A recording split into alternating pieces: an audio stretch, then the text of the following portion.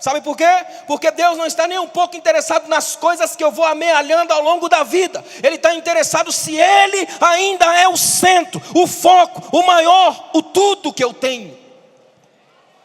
Ele não está interessado se nós conseguimos encher esse templo. Ele está interessado se Ele ainda enche você. Se Ele encher a sua vida é o que basta. Porque a glória de Deus só vem sobre gente, não sobre lugares nem coisas. É sobre pessoas. 2 homens extraordinários. Um conseguiu, o outro fracassou. Como é que a gente explica uma coisa dessa?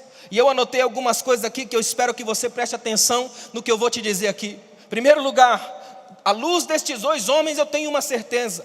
A minha família não é uma desculpa, ela é uma possibilidade. Guarda o que eu vou te dizer aqui, ó.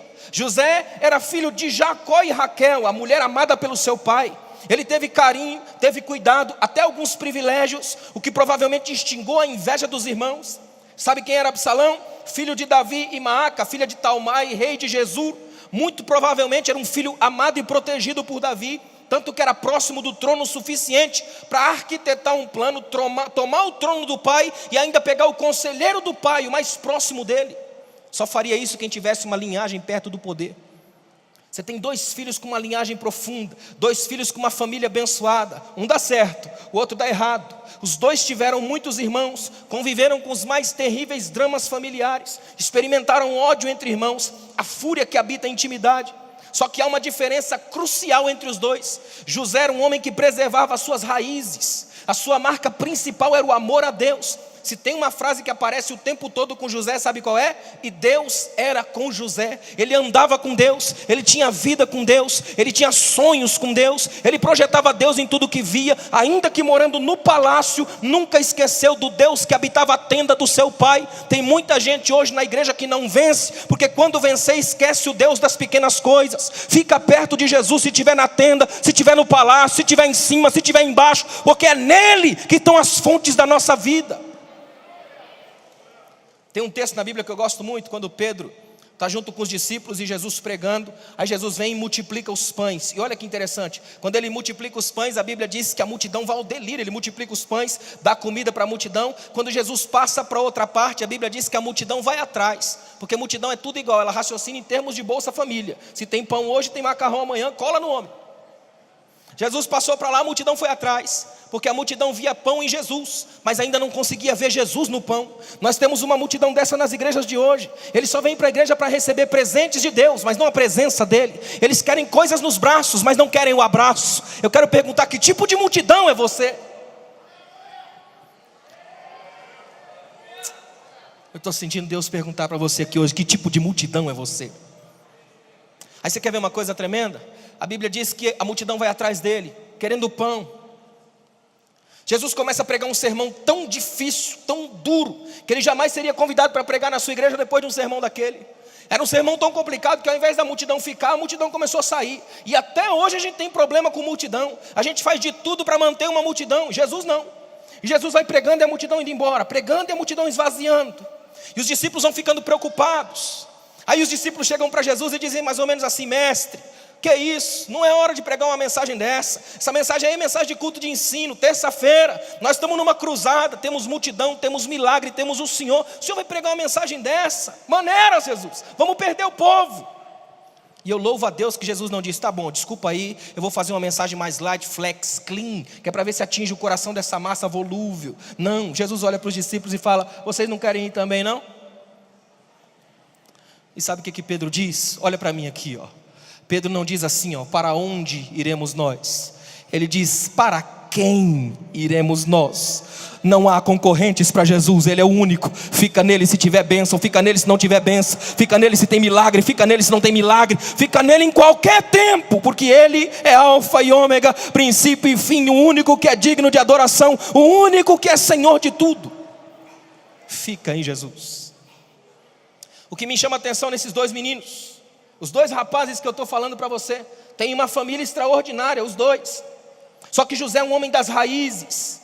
Mesmo depois que ele vira governador, ele não esquece o seu nome. Quando ele vai dar-se a conhecer aos seus irmãos em Gênesis 45, ele diz 2 vezes a mesma frase: eu sou José.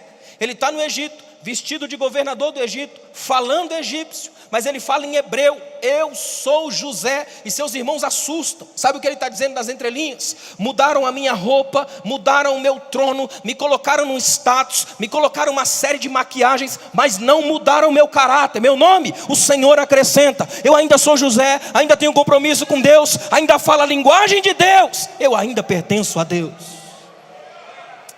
Tem uma coisa que aconteceu no Pentecoste, foi a mudança da linguagem. Isso me encanta no Pentecoste. Pentecoste é espaço de humildade, transformação da linguagem.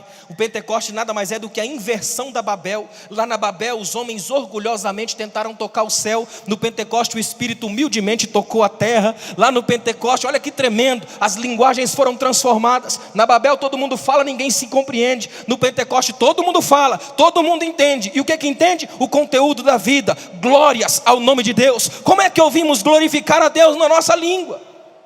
Quem está em Cristo tem a linguagem transformada. Ele glorifica a Deus, ele exalta a Deus. A vida dele é feita para louvar a Deus. A língua dele é feita para adorar a Deus. A história dele clama da glória de Deus. Por onde ele vai, ele vive a glória de Deus. No fim da vida de José, sabe o que ele faz? Ele dá ordens para que os seus ossos sejam levados do Egito. Raízes, memória. Já Absalão parece não se preocupar nem um pouco com as raízes. Ele mata o próprio irmão Aminon por causa de um problema com a irmã dele. Sabe para onde ele foge? Para a casa do avô, porque os avós têm uma coisa que os pais já não têm: tempo. Ele mata o próprio irmão e vaza para a casa do avô. Vai chorar no colo do vovô. Família toda destruída, detonada. Quando ele volta, sabe o que ele faz? Dá um golpe de estado no próprio pai, porque Absalão é um homem que só pensa em si. José pensa no povo, pensa na história, pensa na nação. Absalão só pensa em si. E aqui eu vou abrir um parêntese perigoso. Olha para mim aqui, ó. Nós estamos vivendo uma igreja hoje altamente individualista. É tudo para mim, nada para ninguém. Meu hino, meu céu, minha bênção, meu milagre. O que sobrar você tenta pegar, irmão. Entra na fila. É uma lógica individualista perigosa. A espiritualidade de Absalão rouba o coração do povo, mas o último fim disso é para mim, o tempo todo voltado para mim. E eu vou dizer uma coisa para você com todas as letras: se a graça de Deus não estivesse nessa igreja, estava todo mundo morto. Nós só estamos aqui hoje porque a graça nos sustenta, porque a graça nos salva, porque a graça nos ajuda, porque a graça nos ilumina, porque a graça nos preenche.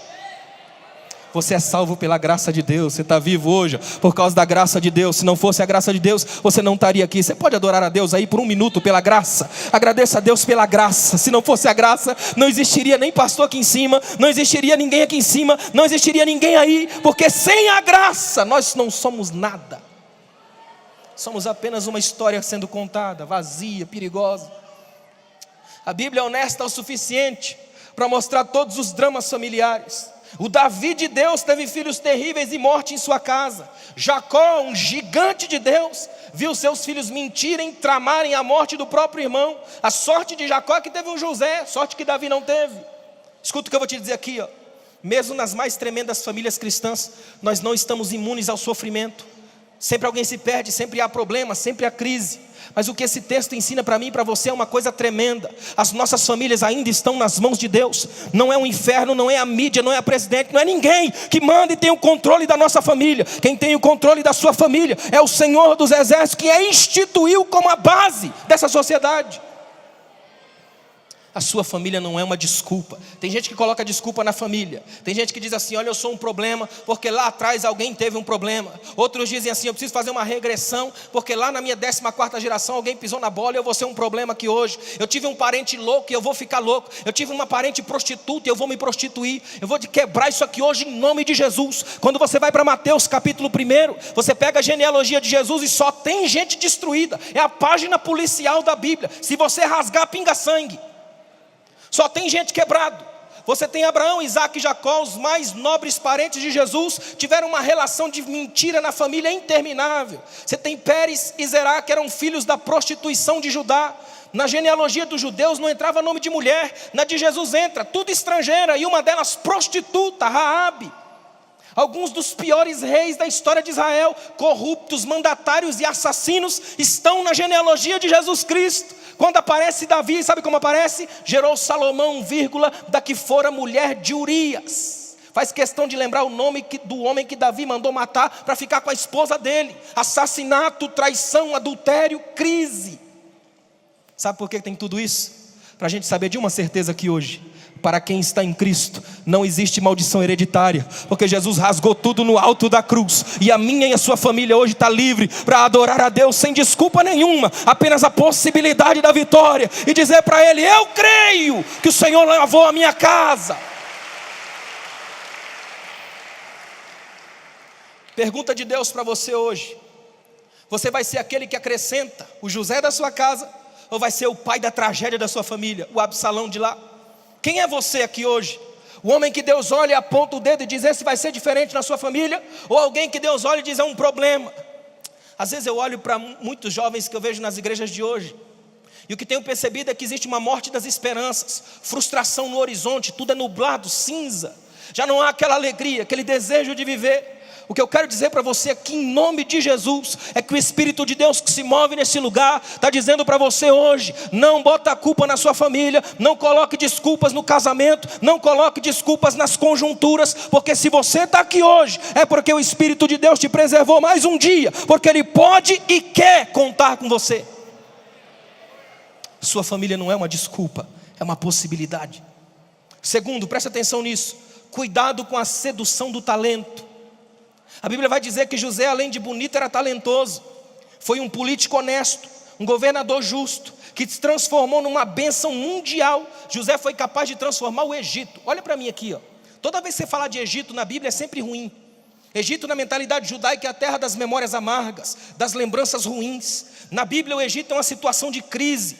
No linguajar evangélico, chamado evangeliquez, a gente costuma dizer que quando alguém se afasta da igreja, volta para o Egito. Egito é sempre lugar de crise, sempre lugar estranho. É assim ou não é? Menos com José. Você pode falar mal do Egito a história inteira, mas é obrigado a colocar uma vírgula quando a coisa for José. Porque José foi o homem capaz de ser o governante justo. Foi um homem capaz de promover a morte da fome no mundo. Foi um homem capaz de colocar Deus no trono entre os deuses do Egito e como o maior. Sabe o que isso significa para mim e para você? Deus está procurando mais um José aqui de Anápolis, capaz de redescrever histórias, redefinir lugares e dizer: se lá na minha faculdade tudo é ruim, era, porque agora eu cheguei e o Espírito que habita em mim vai mudar a história da faculdade, vai mudar a história da família, vai mudar a história do bairro, porque eu tenho um Deus que a partir de mim vai mudar histórias. Quantos creem nisso? Eu acredito tanto no poder que há quando homens e mulheres têm um compromisso sincero com Deus.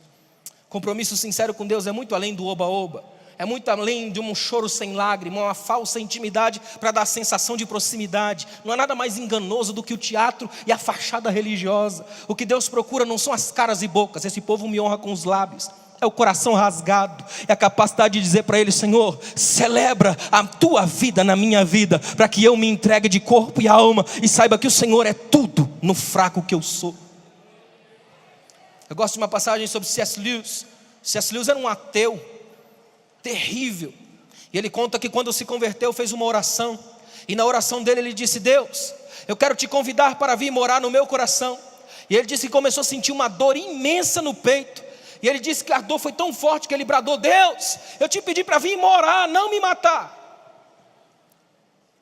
E Deus disse para ele: é que eu vou entrar no seu peito, e seu coração é pequeno demais para eu morar. Vou ter que fazer uma reforma, vou ter que derrubar a parede, arrancar a fiação. Sabe por quê? Eu não vou conseguir morar no chalezinho que é você, mas eu vou construir um castelo, porque eu não moro sozinho, eu moro com o céu inteiro. E quando eu descer, vai descer tudo, e vai morar no seu peito, um castelo, habitando o pequeno que você é. Peça hoje para o Espírito Santo vir morar no seu coração. Vem, Senhor, adentra a minha vida, porque eu não quero que o meu talento seja maior do que a convivência com a Tua graça. Escuta uma coisa, já Absalão, a Bíblia diz que ele era, além de bonito, também era talentoso. Só que ele tomou o trono do próprio pai, seduziu o coração do povo. Ao invés de se tornar uma bênção, se tornou um sinônimo de tragédias familiares.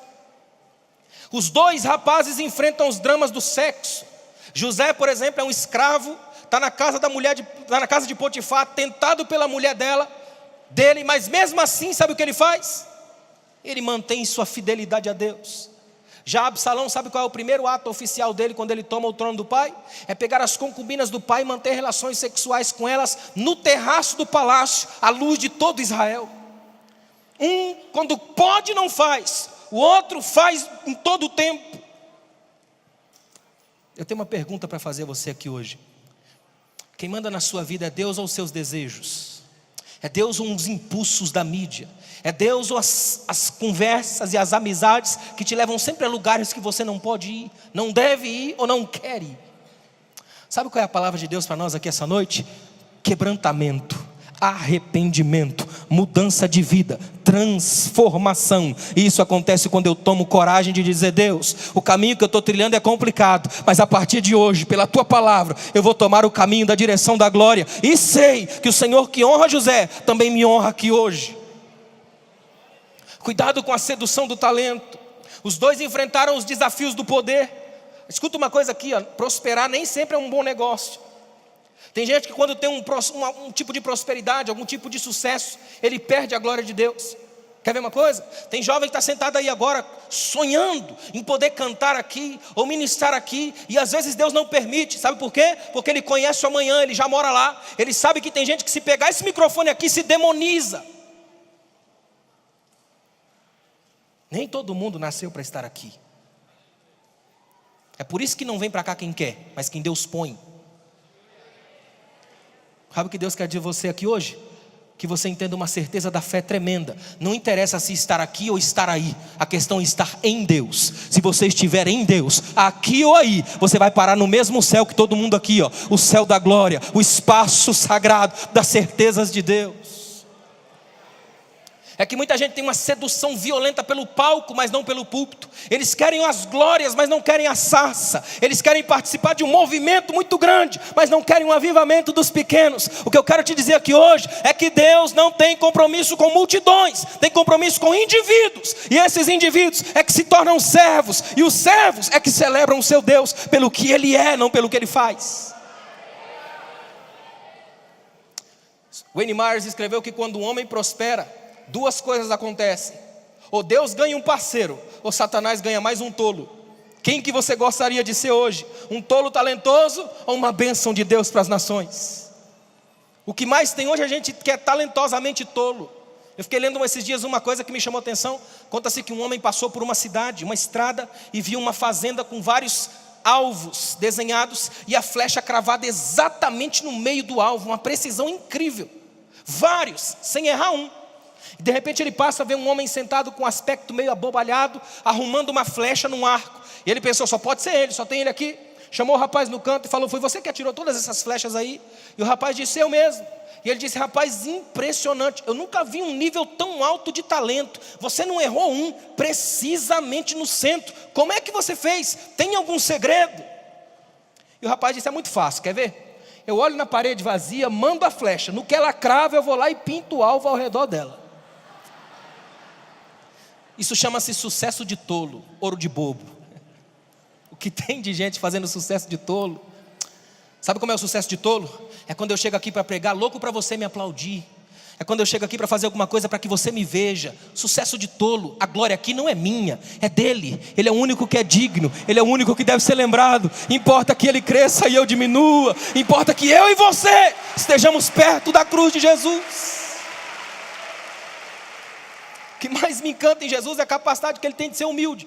É por isso que José é uma espécie de protótipo de Jesus. Jesus é tão humilde que sabe qual é a coisa que ele mais faz depois que ele ressurge? Se você olhar no Novo Testamento, a coisa que o Jesus ressurreto mais fez depois que ressurgiu, sabe o que foi? Comer. Acho que é por isso que crente come demais, imita o mestre, não é? Jesus levantou com fome. O que ele mais fez depois de ressurreto foi comer. Onde tem o Jesus ressurreto tem uma comida do lado. Olha para mim, Jesus anda 11 quilômetros a pé de Jerusalém até Emaús. Quando ele chega lá, tem uma coisa tremenda. A Bíblia diz que ele fez como quem ia para longe. Tipo assim: gente, foi bom andar com vocês, eu vou para cá, vocês vão para lá. E eles falaram: não, você vai para nossa casa com a gente. Se tem um convite que Jesus não rejeita na Bíblia, sabe qual é? Vamos lá em casa. Quando você convida, ele vai. Só que quando ele vai, a relação muda. A Bíblia diz que quando Jesus estava na casa deles, Jesus tomou o pão. Só que na cultura judaica nunca é o convidado quem toma o pão, é sempre o anfitrião, o dono da casa. Só que se você levar Jesus para sua casa, a relação mudou. A casa não é mais sua, é dele. Por isso que ele toma o pão, por isso que ele é o centro, por isso que ele é o dono. Quando ele parte o pão, os discípulos reconhecem, ele desaparece. Aí eles sobem 11 quilômetros a pé, correndo e subindo. E quando chegam lá, estão todos reunidos numa casa. Os discípulos entram correndo, tentando respirar e falar ao mesmo tempo. Já aconteceu isso com você? E ele respira e fala ao mesmo tempo. Eu tenho para mim que os discípulos devem ter dito: calma, respira, fala devagar. E eles falam: nós vimos ele estava lá em casa, ele tomou o pão, ele ia comer com a gente, só que aí não deu tempo. Aí ele aparece, só diz 2 frases. A primeira: paz seja convosco, coisa de crente. A segunda: tem alguma coisa para eu comer aí? Sabe o que Jesus está fazendo? Unindo o extraordinário com o comum. Ninguém fez nada mais extraordinário do que ressurgir dos mortos, mas ele fez aquilo que todo mundo faz todo dia, que é comer. Sabe o que Jesus está dizendo para mim e para você? O verdadeiro cristão, homem e mulher de Deus, não é aquele extraordinário o tempo todo, é aquele que é extraordinariamente comum. Ele é poderoso no domingo, mas é fogo puro na segunda-feira. Ele é glória na igreja, mas também é em casa. Ele é profundamente simples, ele parece com Jesus. Tudo que ele faz aqui é tremendo, mas o que ele faz em casa também é. Ele adora aqui, mas adora no lar. Ele está fogo puro no templo, mas também está fazendo comida em casa. Ele é muita bênção aqui, mas é muita bênção em casa. Ele cai no espírito aqui, mas não cai de tapa na esposa em casa. Ele tem vida aqui e tem caráter lá fora, porque ele tem vida no culto e tem culto na vida. Ele conhece o Deus que transita com ele, no ir e vir da glória.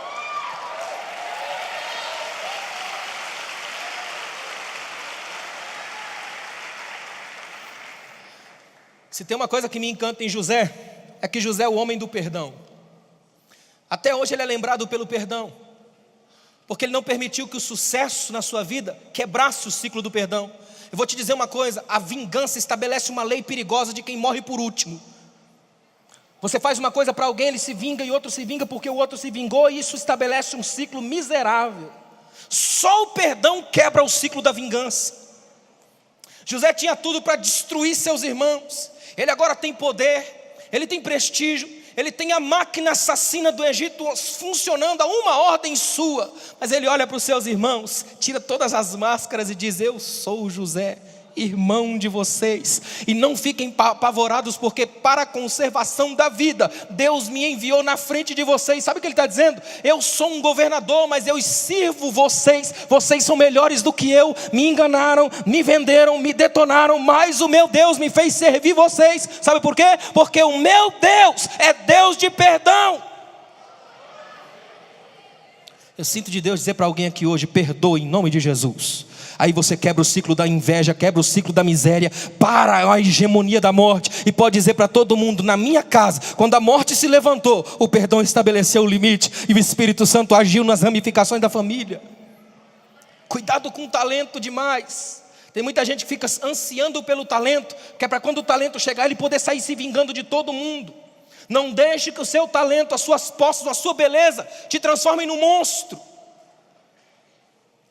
Tem gente, por exemplo, que ele fica o tempo todo pensando assim: ó, um dia quando eu tiver alguma coisa, quando eu tiver algum dinheiro, um dia quando eu tiver um certo nome, uma certa projeção, aí vocês vão ver.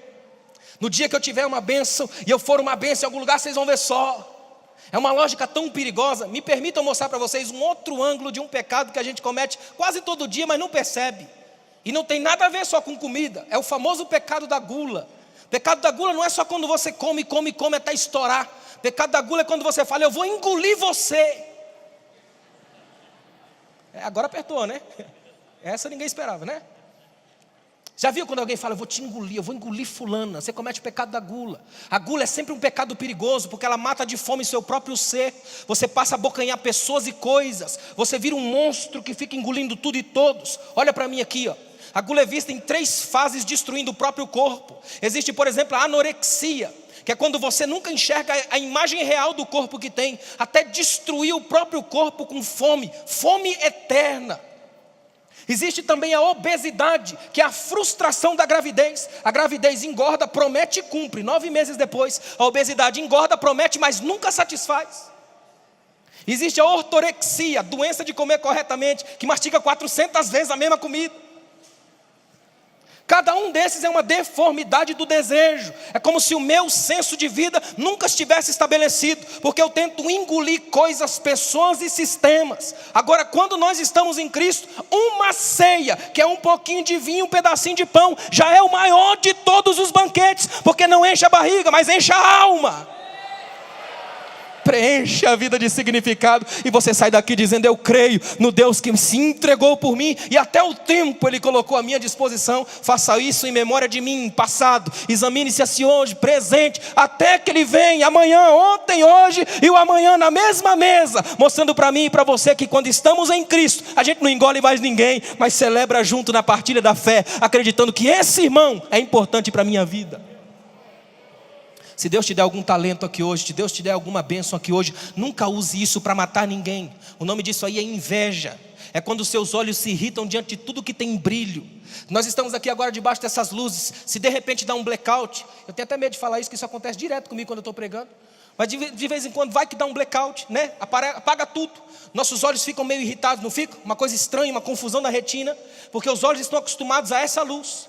Só que aí de repente o tempo vai passando e a penumbra vai se acostumando a olhar. Passa assim uns 10, 15 minutos, você já consegue se mover pelo salão. Só que do jeito que a luz foi, ela volta, sem aviso prévio. E no que ela chega, o efeito reverso é pior ainda, é ou não é? Começa a machucar os olhos, a gente põe a mão nos olhos porque é ruim. Essa sensação de as luzes acenderem e os olhos ficarem machucados, Plutarco, filósofo grego, chamava de inveja. A inveja são os olhos que se irritam diante de tudo que tem brilho. Se você estiver olhando para o talento do seu irmão de óculos escuros, é porque a inveja te pegou faz tempo. Mas quando você é livre disso, tem um colírio da graça sobre os olhos, a sua oração é o seguinte: Deus, usa todo mundo aqui, ó, enche de graça qualquer um, porque eu quero só ver a tua glória na vida de cada irmão e te glorificar, porque o Senhor tem usado vidas e mais vidas na tua casa. Terceiro, santas diferenças são decisivas entre vida e morte. É aqui que eu quero te chamar muita atenção. É o que decide entre viver e morrer. Qual é a sua atitude, a sua escolha? José e Absalão são marcados pelo que eu chamo de santas diferenças. Um vai viver e até hoje influencia. Já o outro se transforma numa forma de auto-engano eterno, complicado. Escuta isso aqui, ó.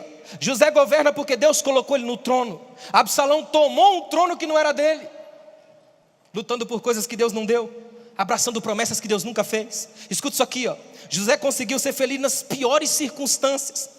Tem um texto sobre José que me encanta, que é lá em Gênesis 40, versos 6 e 7. A Bíblia diz que José está preso, está na cadeia, injustamente. Ele tinha tudo para lamentar, para ridicularizar, para murmurar. Ele está lá na cadeia. De manhã, a Bíblia diz que ele se levantou numa manhã, na cadeia, olhou para os seus companheiros de cárcere e fez a única pergunta que ninguém faria numa cadeia: por que o rosto de vocês está triste essa manhã? Quem é que fica alegre na cadeia de manhã? O Drauzio Varela escreveu um livro depois de 10 anos convivendo no Carandiru, famoso presídio extinto lá em São Paulo. Ele disse que de manhã é o período onde mais há suicídios entre os presos, porque passaram a noite inteira sufocando o choro, sem poder chorar, aquela angústia. Chega de manhã, o preso não suporta a pressão e se mata. 90% dos suicídios na cadeia são de manhã. Ou seja, o preso levanta com toda a angústia da noite, todo o peso de uma noite arrastado sem liberdade. José não. José já se levanta sorrindo e perguntando para os outros: por que vocês não estão sorrindo? Sabe o que é isso? Alguém que anda com Deus, que sabe que quando Deus está presente, até o calabouço é lugar de alegria, porque se o Espírito está comigo, ele é transição. Daqui eu vou para onde Deus quiser que eu vá. Já tem gente que não consegue ser feliz nem na igreja. Nem aqui ele consegue sentir a graça de Deus. Você quer ver Absalão? É o contrário disso. Eu acho interessante isso. Absalão, José consegue ser feliz nas piores circunstâncias. Já Absalão, apesar do nome, não consegue ter paz. O coração dele é um depósito de amarguras e de tramas secretas.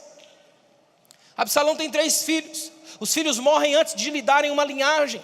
E ele, desesperado, com medo de perder o próprio nome, manda erguer ainda em vida um memorial ao seu nome. Desespero pela própria história. José não. A Bíblia diz que José tem 2 filhos. Eu queria muito dizer isso a você aqui hoje. Olha para mim aqui, ó. A Bíblia diz que José teve 2 filhos. O primeiro deles chama-se Manassés. Só que olha para mim.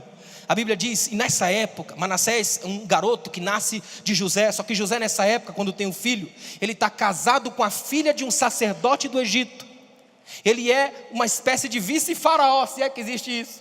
Ele é governador do Egito, casado com a filha de um sacerdote do Egito.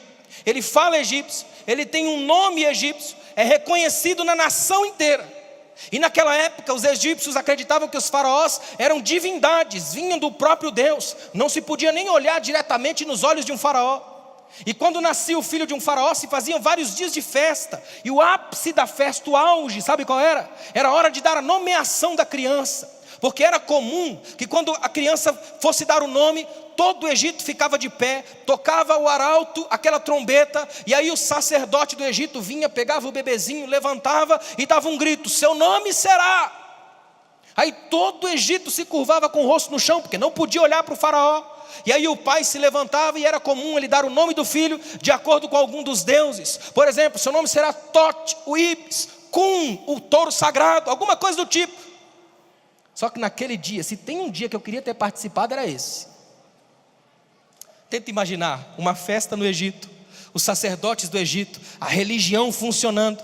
De repente, muito provavelmente, o sacerdote que teve a honra de levantar a criança deve ter sido seu avô, uma vez que o pai era casado com a mãe dele. Olha que tremendo. José era casado com a filha de um sacerdote, então muito provavelmente coube a esse sacerdote, avô da criança, a honra. Tenta imaginar, esse sacerdote levanta aquele bebezinho assim, ó, dá aquela olhada para Israel e grita: seu nome será. Aí todo mundo esperando o nome de um Deus. José se levanta e vem falando em hebraico, língua lá da tenda do deserto, língua das conversas à sombra da figueira, língua das conversas nas chamas das fogueiras à noite, língua que ele aprende do pai, dos cânticos de sua terra, que ele aprende que Deus é criador dos céus e da terra. Ele se levanta e diz: Manassés. Ninguém entendeu nada. Imagina o Egito boiando geral, ninguém entendeu absolutamente nada. Eu tenho certeza que alguém deve ter dito: que nome esquisito, o que é isso? O que significa, faraó? Significa que o meu Deus me deu um motivo para esquecer da minha dor. Toda vez que esse menino corre para lá e para cá, eu levanto a mão e agradeço. Era para eu estar morto, mas Deus me deu um motivo para esquecer da minha dor. Na presença dos deuses, José prestou um culto a Deus verdadeiro. O tempo passa e ele tem outro filho. Sabe qual é o nome do menino?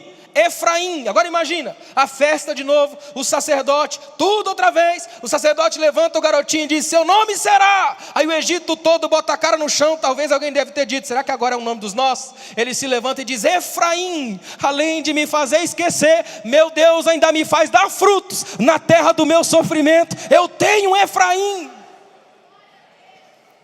Deus está falando para você aqui hoje. Deus quer te dar um Efraim, frutos na terra do seu sofrimento, frutos na terra da angústia, fruto no quarto fechado da solidão, fruto naquilo que machuca. Ele presta um culto a Deus na cara dos deuses. José honrou seu pai e viveu uma vida longa e abençoada. Morreu com 110 anos. Já Absalão morreu de uma forma bizarra, montado numa mula, fugitivo, preso pelos cabelos no galho de uma árvore, entre o céu e a terra, o coração traspassado. Pergunta de Deus para você aqui hoje: se você morresse hoje, seria lamentado por um dia e esquecido pela eternidade, ou seria lembrado como um homem e uma mulher que andou com Deus? O Espírito Santo está perguntando para você aqui hoje: que tipo de atitude você vai tomar aqui essa noite diante dessa palavra? Quem é o seu Deus? Quem é o Deus que domina a sua vida? A quem você se curva aqui essa noite? Quem é o Senhor da sua casa? Quem é o Senhor da sua história? Qual é a sua escolha? Você quer ser o José de Deus, aquele que acrescenta, ou o Absalão, o pai da tragédia da sua família? Absalão é um indivíduo que tinha tudo para dar certo, um indivíduo que poderia ser extraordinário. Sabe por que eu gosto desse texto? Porque eu tinha tudo para dar errado. Eu nasci na periferia de São Paulo, criado por uma mãe solteira, rodeado por droga, prostituição e crime. Tinha tudo para dar errado.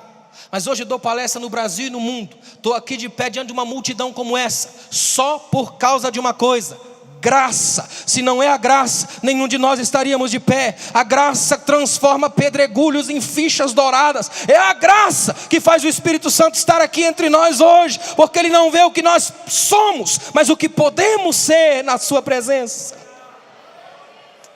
Eu vejo a graça de Deus agindo em muitas vidas aqui hoje, porque o Espírito Santo não está aqui para dizer o que você pode ser aí, mas o que você é nele, o que Ele pode transformar através da sua vida. Quanta gente está perdendo a oportunidade de viver a graça de Deus? Sabe como é que a gente destrói isso? Quando a gente consegue acabar com os presentes da graça de Deus. Quando a gente consegue chegar na igreja e nos tornar religiosos de plantão. Não há nada pior do que religiosos de plantão. Sabe quem são os religiosos de plantão? Os fariseus de ontem e de hoje.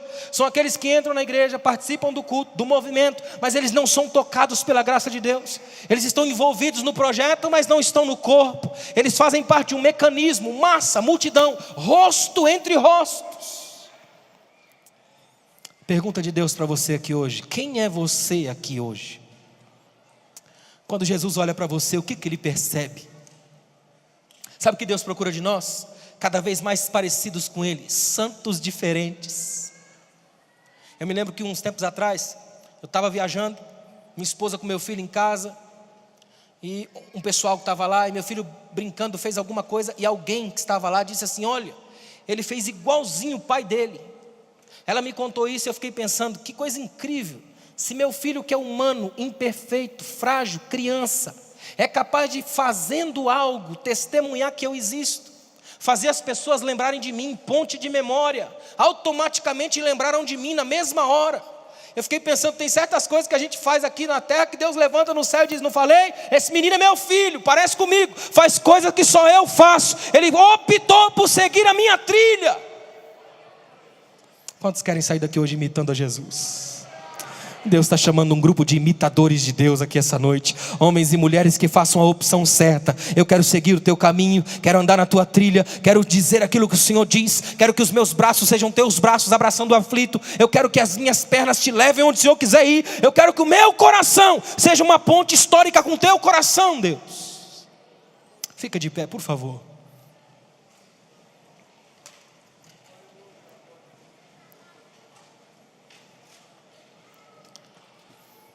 Eu quero fazer uma oração com você.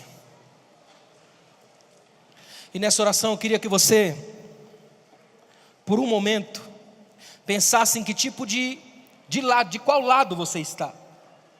Deixa eu dizer uma coisa muito séria a você, preste atenção aqui. A Bíblia tem umas coisas nela que são assustadoras. Por exemplo, Jesus diz assim, ó: naquele tempo, ou naquele dia, 2 estarão deitados numa cama. Um será levado e o outro deixado. 2 estarão arando um campo. Um será levado e o outro deixado. A Bíblia teve coragem de fechar no 50%.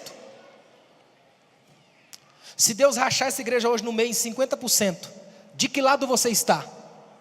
No lado daqueles que andam com Deus e vão para a glória, ou no lado daqueles que são apenas uma massa infiltrada no meio da multidão? Quem é você para Deus aqui hoje? Você quer ver uma coisa muito séria? Você pode estar agora, nesse exato momento, em pé ao lado de alguém que não vai subir. Já pensou nisso? O Espírito está perguntando para você aqui hoje: quem é você comigo aqui hoje?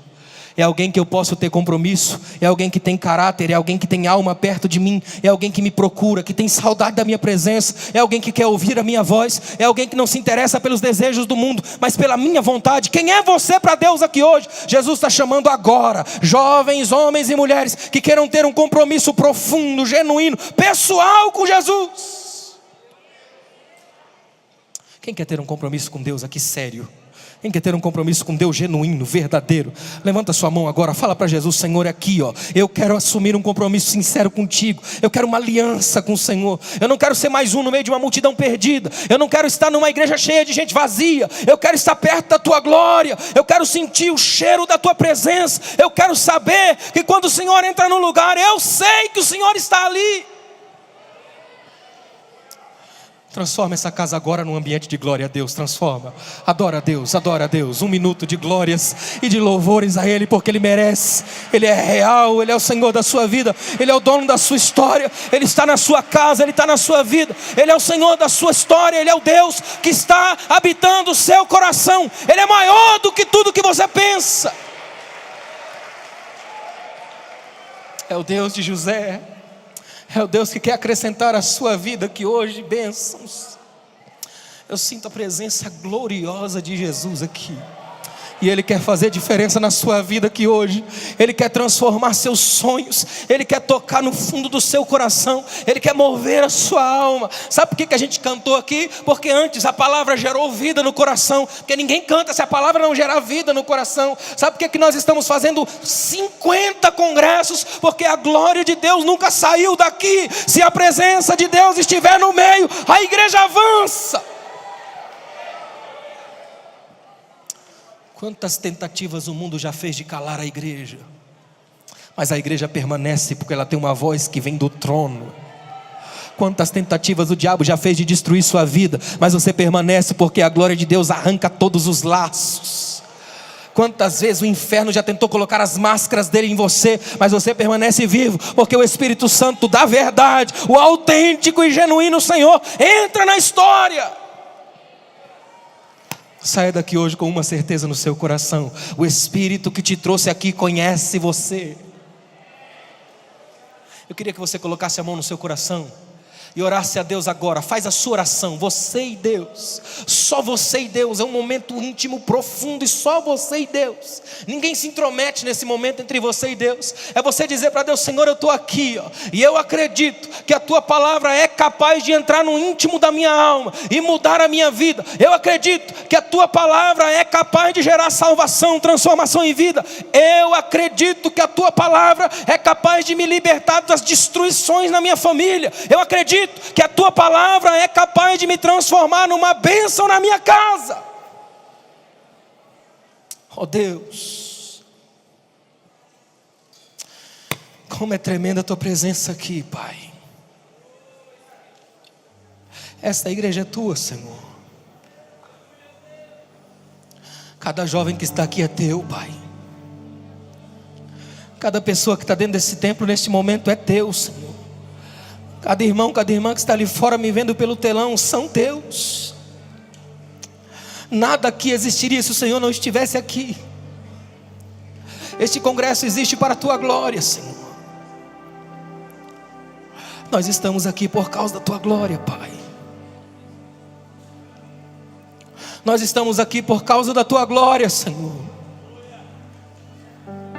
Livra-nos da tentação de sermos uma igreja de profissionais, uma igreja que funcione bem, mas o Senhor não esteja nela. Livra-nos, Pai, da tentação da visibilidade, dos holofotes, porque a popularidade mata mais profetas que a perseguição. Livra-nos, Pai, dos adulações do ego, dos aplausos fáceis, dos atalhos para a espiritualidade e para a vida. Livra-nos de uma espiritualidade que foge da cruz. Leva-nos para perto de Ti, Senhor. E Tu estás aqui essa noite. Eu só quero Te pedir humildemente: abraça-nos aqui, Senhor.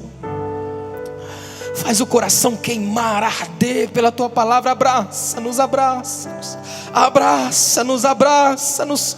Sopra o Teu vento, Espírito Santo. Quebranta-nos de um modo extraordinário, Pai. Que santas diferenças sejam geradas aqui. Livra-nos da maldição de Absalão, Senhor. Sem alma e sem verdade. Mas que a nossa vida, a nossa estrutura sejam completamente tocadas pela Tua graça. Nós estamos aqui por causa da Tua graça, Senhor. Nós estamos aqui por causa do Senhor. Abraça-nos aqui, Pai.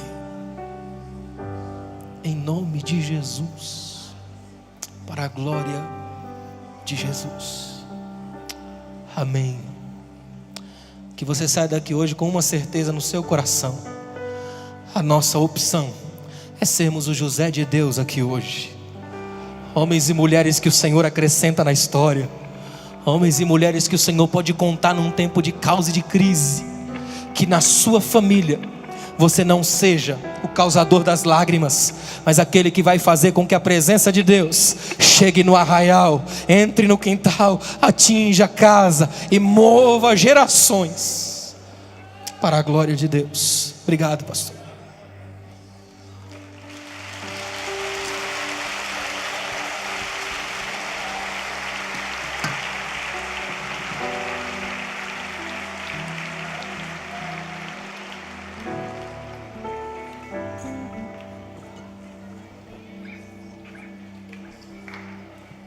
Aleluia. Olha aqui, ó, Conselhos de um Velho Apóstolo, um dos livros do pastor Alain. DVD, Perdão, o Espetáculo da Graça. Na profundidade do relacionamento com o Pai, o líder indispensável. Quando a vida dói, considerai. Amém? Amanhã pela manhã estaremos aqui com o pastor Gilberto Araújo, pastor Teófilo Ayashi. O vídeo está pronto aí, rapidinho.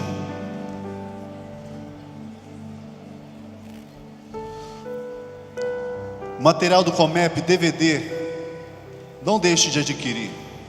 Não deixe de levar isso que está acontecendo aqui para sua casa, para sua igreja, para sua cidade. Amém?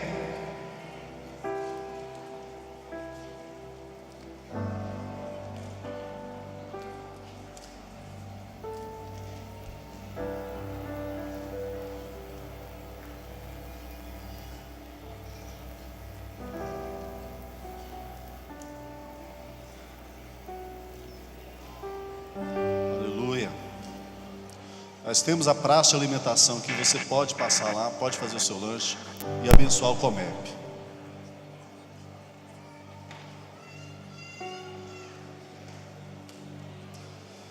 Amanhã à tarde, a partir das 14 horas.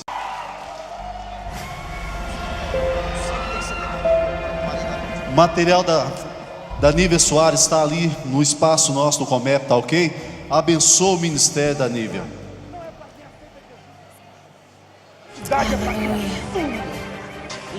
Senhor, nós queremos estar neste lugar em Ti, Senhor.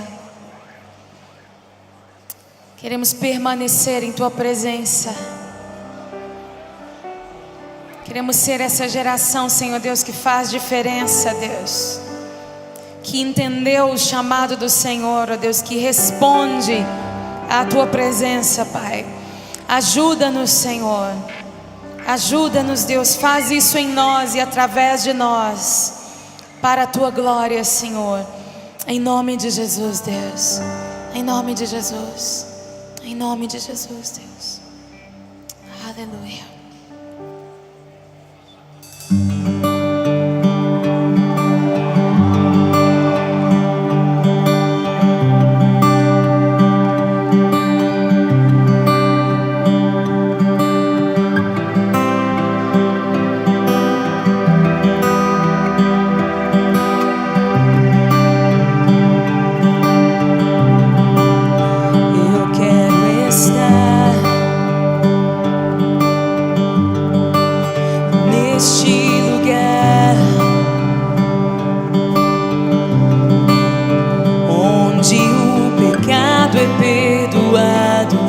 As culpas são levadas.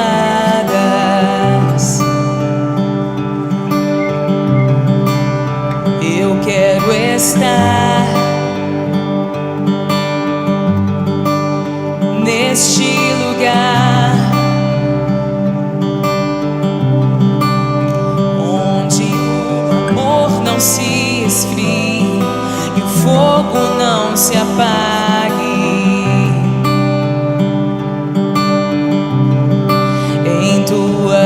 Presença, Senhor Jesus,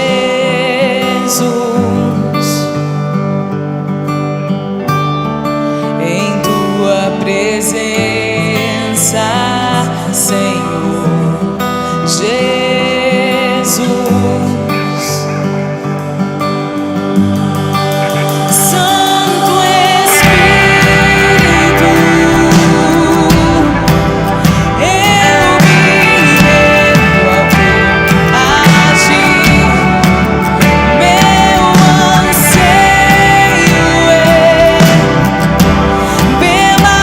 Permanecer em Teu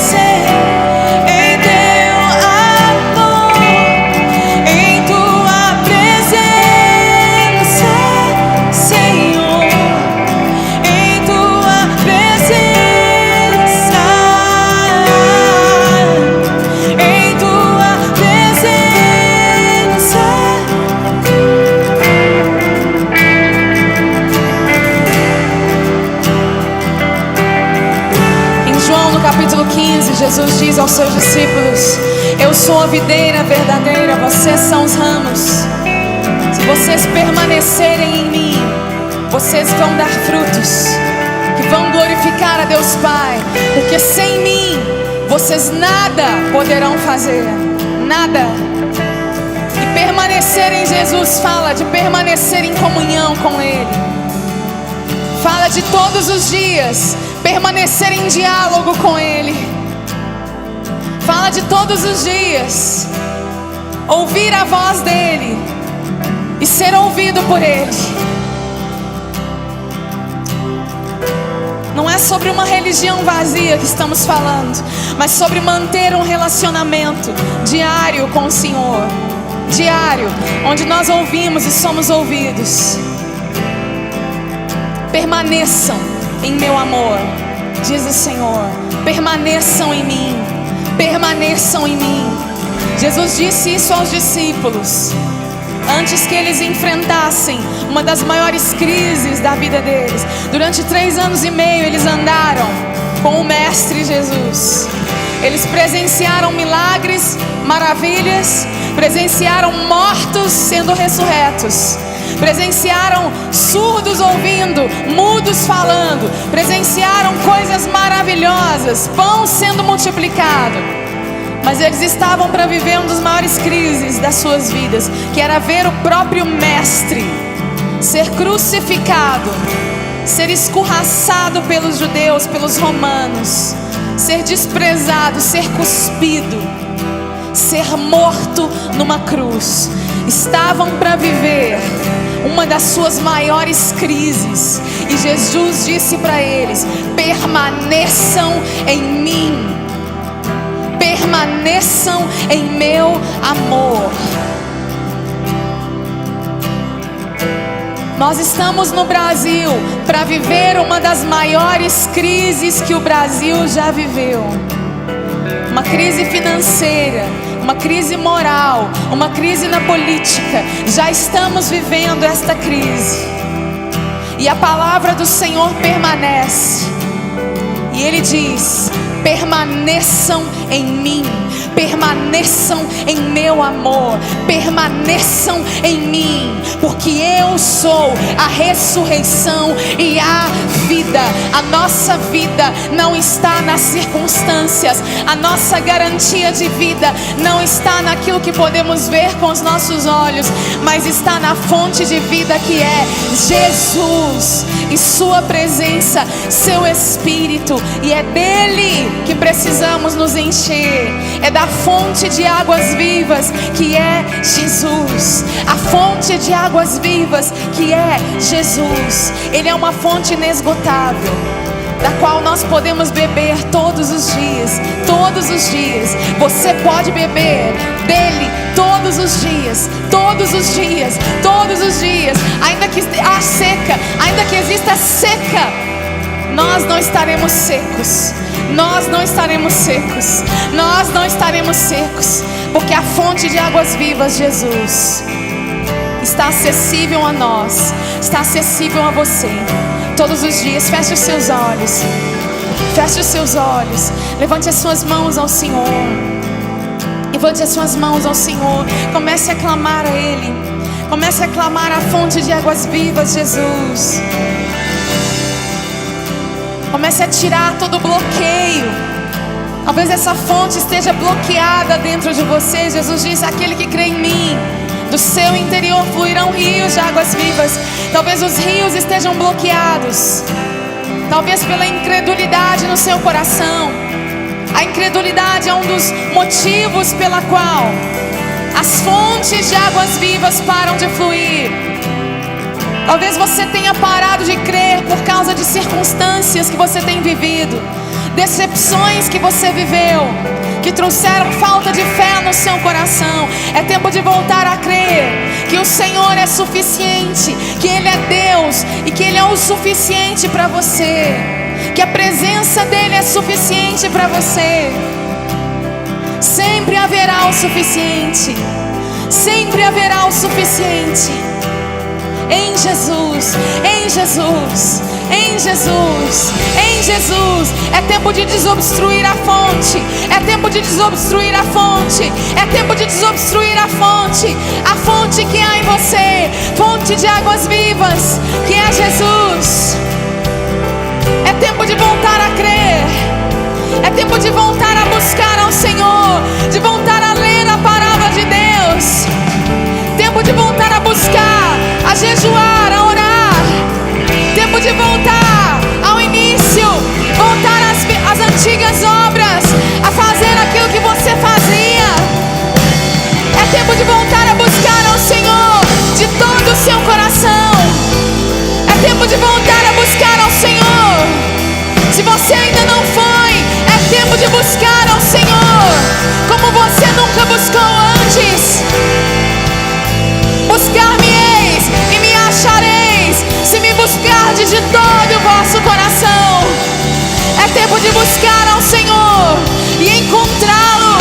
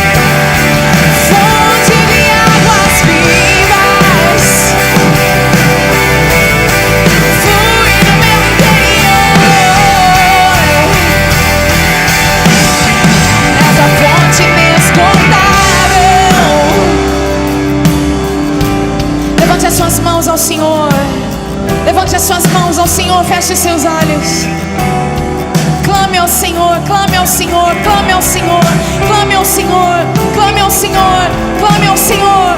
Abre a sua boca e clame ao Senhor. Fonte inesgotável que flui do meu interior. Essa fonte inesgotável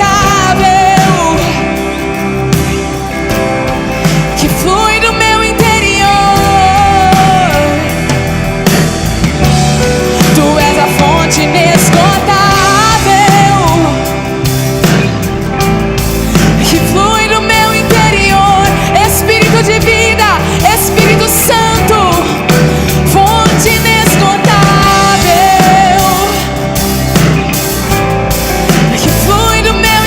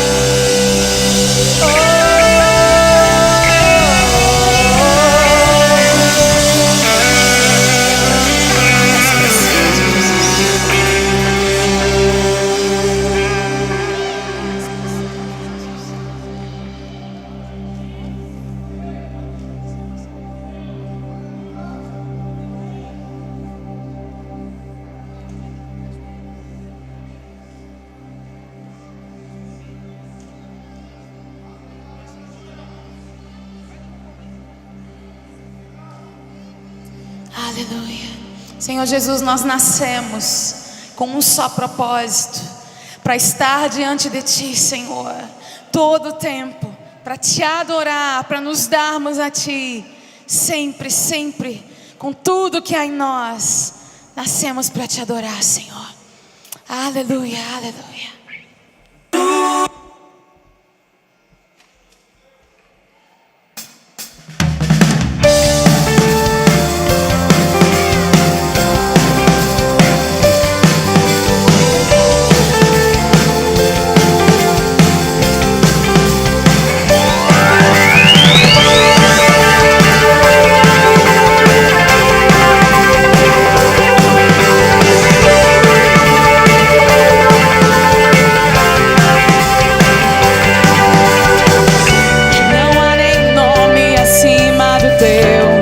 Jesus, não há nenhum trono mais forte que o teu, Jesus. Todo joelho e domínio se dobrarão, e o engano dos falsos deuses quebrado está. Não há nenhum nome acima do teu, Jesus. Não há nenhum trono mais forte que o teu, Jesus. Todo joelho e domínio se dobrarão, e o engano dos falsos deuses quebrado está. Jesus, meu rei, eu nasci pra te adorar. Jesus, meu rei, eu nasci pra te adorar. Jesus, meu rei, eu nasci pra te adorar. Jesus, meu rei, só pra te adorar. Rei dos reis, Jesus, a minha alegria é estar diante de ti. Em todo tempo minha alma tem sede de ti, e pelo poder do teu Espírito em mim, eu empenho a minha vida a te servir. A minha alegria é estar diante de ti. Em todo tempo minha alma tem sede de ti, e pelo poder do teu Espírito em mim, eu empenho a minha vida a te servir.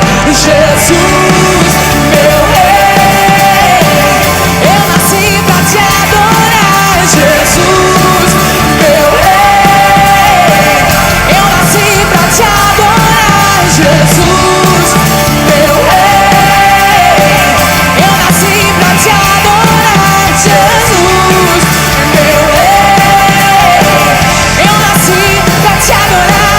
E ser livre de toda injustiça, e ser livre do medo dos homens, e ser livre pra te amar, Senhor.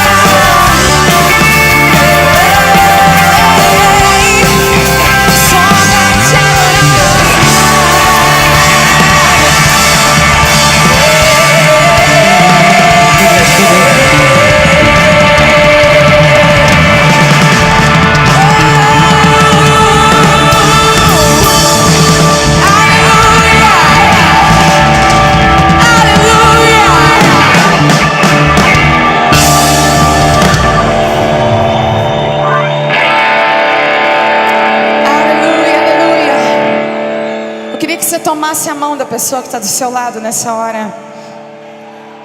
Nós vamos orar.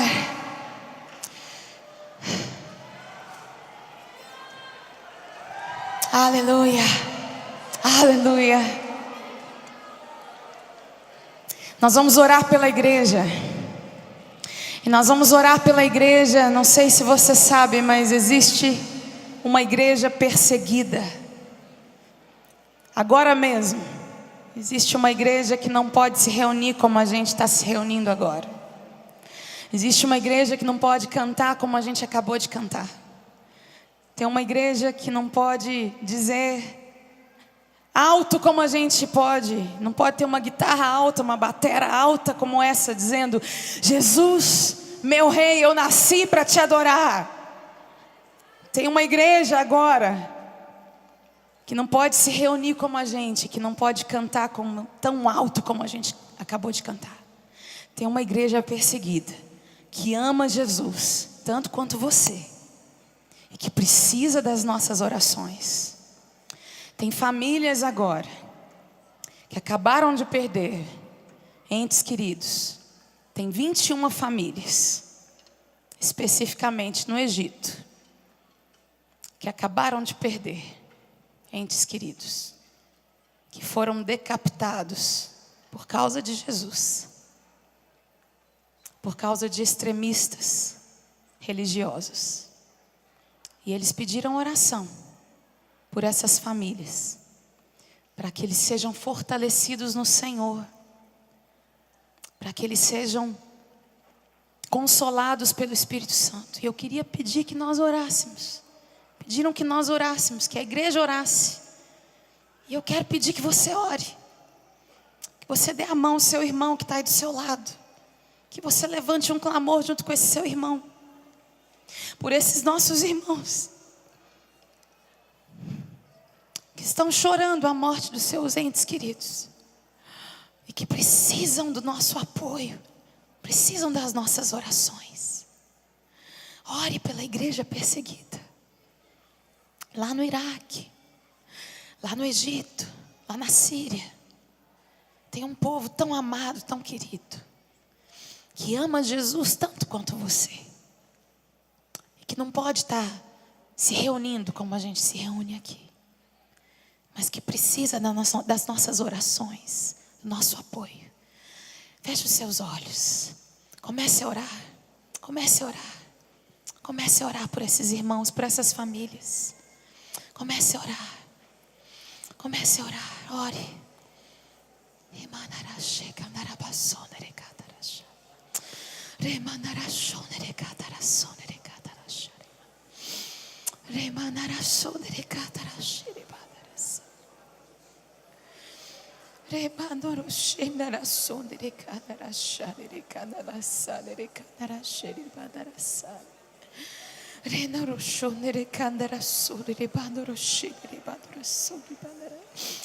Deus, Deus, Deus, Deus de misericórdia, Deus de graça, Deus de misericórdia, envia do teu poder, da tua graça, envia do teu consolo, envia, Senhor, do teu consolo, envia, Senhor, do teu consolo, Senhor, sobre estas famílias, Senhor. Envia do teu poder, Espírito Santo de Deus. Espírito Santo de Deus, firma os teus pés sobre a rocha. Firma os pés destes irmãos sobre a rocha. Fortalece, Senhor, estas famílias. Em nome de Jesus, Senhor. Vem com teu poder, ó Pai. Vem com teu poder, Senhor. Abraça-os, Deus, nesta hora, em nome de Jesus. Abraça-os, Senhor. Que sejam fortalecidos no Senhor. Em nome de Jesus, clamamos, Senhor, pela igreja perseguida em todo o planeta Terra, Senhor. Oh Deus, fortalece o teu povo. Fortalece os teus amados, Senhor. Em nome de Jesus, clamamos pela força do Senhor, clamamos pelo sustento do Senhor, ó Deus, em nome de Jesus, Senhor, que sejam erguidos pelas mãos poderosas do Senhor. Em nome de Jesus, que toda fúria do inferno contra a tua igreja, toda fúria de Satanás contra a tua igreja, seja aplacada pelo teu Espírito, em nome de Jesus. Em nome de Jesus, maior é o que está em nós do que aquele que está no mundo. Maior é o que está em nós do que aquele que está no mundo. Maior é o que está em nós do que aquele que está no mundo. Maior é o que está em nós do que aquele que está no mundo. Em nome de Jesus, fortalece o teu povo, Senhor. Faz isso, Senhor, para a tua glória, em nome de Jesus, em nome de Jesus. E nós te damos toda a glória, Senhor Jesus. Proclamamos que tu és o Senhor da igreja, e a tua igreja é mais do que vitoriosa em Cristo Jesus, que é o nosso Senhor, em nosso Senhor, o Deus que vem, o Senhor que vem, o Senhor que vem, o Senhor que vem, o Rei dos reis, Rei das nações. Tu és o Rei das nações, que era, que é e que há de vir. Tu és o Alfa, o Ômega, o princípio e o fim, que era, que é e que há de vir, vitorioso. Tu és Jesus, o nosso Senhor, e nós te exaltamos nesta noite, Senhor, em nome de Jesus. Dê um aplauso ao Senhor com todas as tuas forças. Aleluia.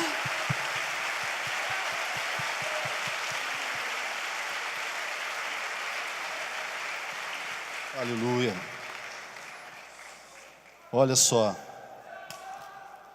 a Nívia trouxe camisetas, DVD e o CD, amém? Você pode abençoar o ministério dela, do pastor Gustavo. Olha, são pessoas formidáveis, simples e cheias do Espírito Santo, amém?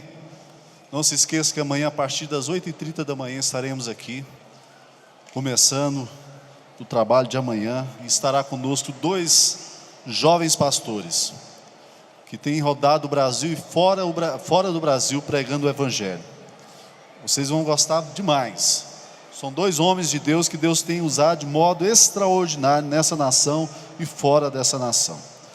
Que a paz do Senhor Jesus Cristo esteja com cada um de vocês, e o amor e a comunhão do Espírito Santo sejam com a vida de vocês, amém? Até amanhã.